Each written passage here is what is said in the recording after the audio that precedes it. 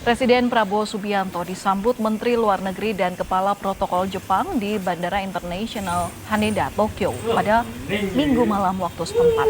Mensesnek Prasetyo Hadi bilang selama di Jepang, Presiden Prabowo akan bertemu Kaisar Naruhito dan agenda pertemuan bilateral.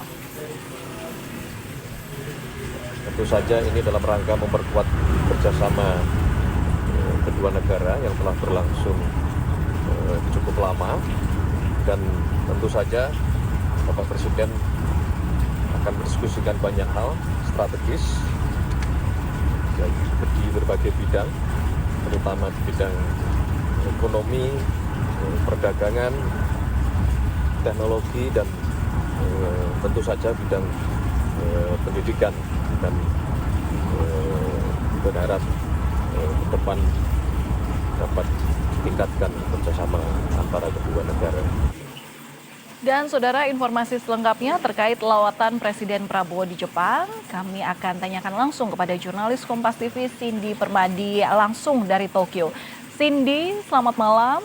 Tiba di Jepang, apa agenda Presiden Prabowo dan kapan rencananya Presiden bertemu Kaisar Naruhito?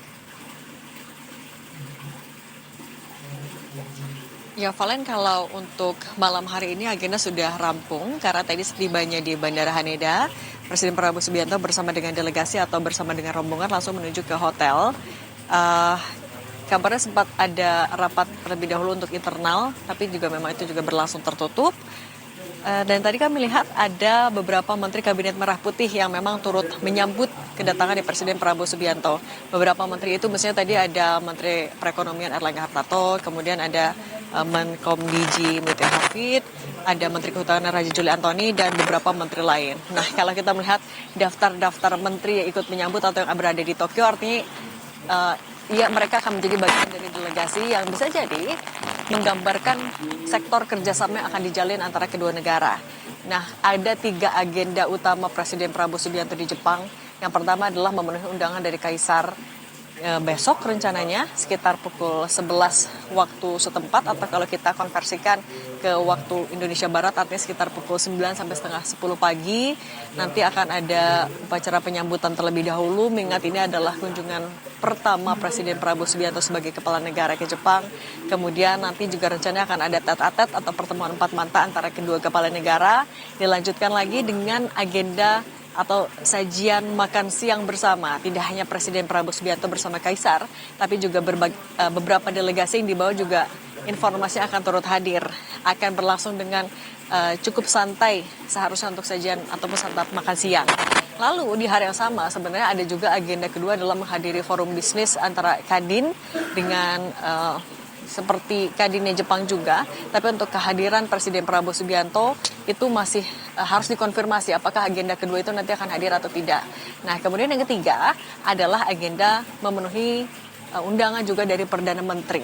Di hari Selasa sekitar pukul 11 siang juga waktu setempat, rencananya akan ada pertemuan bilateral. Nah, dalam pertemuan bilateral itu kalau informasi yang kami dapatkan ada 15 MOU yang akan ditandatangani. 7 diantaranya adalah kerjasama antar negara atau antar pemerintah, government to government, mulai dari sektor energi, ada sektor kehutanan, kemudian ada sektor pariwisata, dan sementara sisanya 8 lain itu adalah kerjasama business to business. Itu nanti akan dihandle juga oleh Kadin. Dan kalau kita melihat beberapa rangkaian pertemuan antara pemerintah Indonesia dan juga pemerintah Jepang, energi menjadi salah satu agenda yang selalu dibahas. Mulai dari bagaimana Jepang akan mendukung industrialisasi di Indonesia, terutama adalah hilirisasi, kemudian juga membantu beberapa agenda ataupun juga proyek energi baru terbarukan Indonesia. Lalu juga kalau salah satu yang sudah berlangsung, misalnya di hari Sabtu lalu, ada agenda kerjasama konservasi satwa liar. Jadi Indonesia dan Jepang sudah menandatangani kerjasama. Indonesia akan meminjamkan komodo ke Jepang untuk nanti dikembangbiakan. Jepang juga sudah menyiapkan habitatnya untuk proses pengembangbiakan itu untuk konservasi satwa liar ataupun juga satwa langka. Dan di kerjasama yang sama, Jepang juga akan meminjamkan dalam tanda kutip beberapa satwa ke Indonesia.